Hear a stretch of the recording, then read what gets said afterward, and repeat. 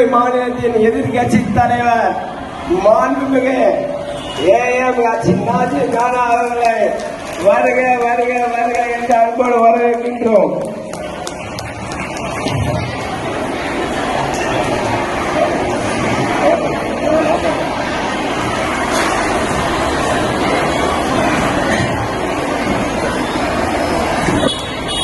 புதுவை மாநிலத்தின் எதிர்கட்சி தலைவர் இளைஞர் என்றுமே இளமையாக காட்சியளிக்கும் எங்களுக்கு வழிகாட்டியாக இருந்து நான் சொல்றதுக்கு தப்பா நினைச்சுக்காங்க. ஒவ்வொரு வருஷமும் நான் சொல்லக்கூடிய கனவு பண்ணிருக்கேன். ஏன்னா இவ்வளவு பெரிய மன்றம் கிடைக்க காரணமானவங்க நான் சக்தி நல்லா நாங்க அம்மாட்ட நல்லா தெரிஞ்சுக்கங்க. 2010 இந்த புண்ணியாவுக்கு மன்றம் இருக்கும் போது அதை படத்தை எடுத்து வெளில போக சொல்லிட்டாங்க. ஏன்னா வரம் வரோம் புண்ணியாவுக்கு வேலை சொல்ல மாட்டான், வம்சத்துக்கு வேலை சொல்றான், எடுத்து போக சொன்னாங்க. அதன் பிறகு அந்த பிள்ளையாவுக்கு பிரெஞ்சி ஆசிரியர் ஓட்டு வீடு வாங்கி மாசம் 2000 ரூபாய் இருந்துச்சு. இதுக்கு அப்புறம் நீங்க பொறுமையாருக்கு இடம் தாங்கினாங்க. நானா 3 இடம் காட்டினாங்க.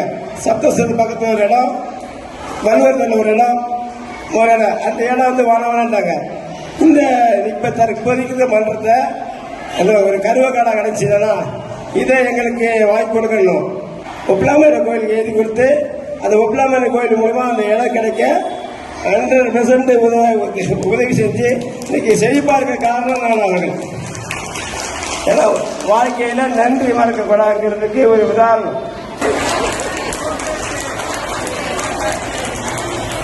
இந்த 44 ஆண்டு காலங்களில் எனக்கு தெரிந்து தொடர்ந்து 30 ஆண்டுகள் மேலாக கலந்து கொள்கிற சட்டமன்ற உறுப்பினர் என்ற ஒரு மன நிம்மதியும் எனக்கு உண்டு.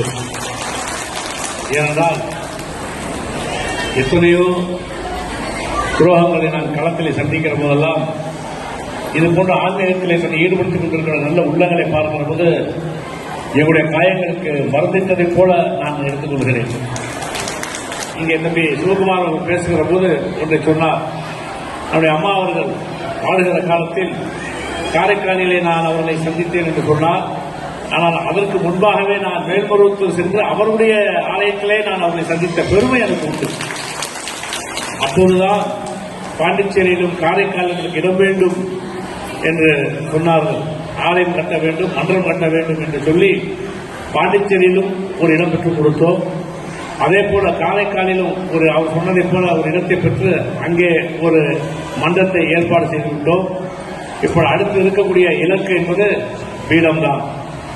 அந்த பீடத்தை உருவாக்குகிற பொறுப்பு ஐயா வாசகர்களுடைய கையிலே தான் இருக்கிறது.